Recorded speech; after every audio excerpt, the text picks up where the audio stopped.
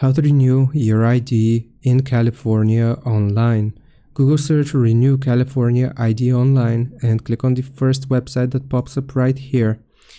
Now you want to scroll down and you will see an option, Renew Your ID Card. Click on it and then here you can read more information about it. You can renew your ID card online. You can do it by mail and also you can do it at a kiosk or in person.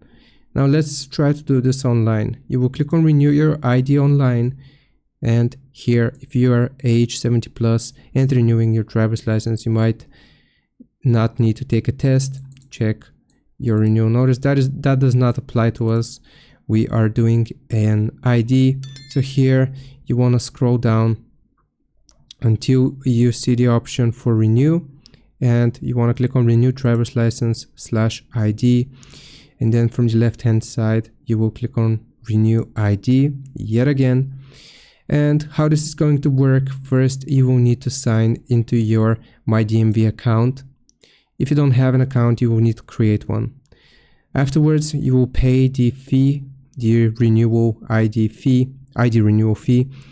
And once you've paid it, you just got to go through the prompts and that is going to renew your California ID online.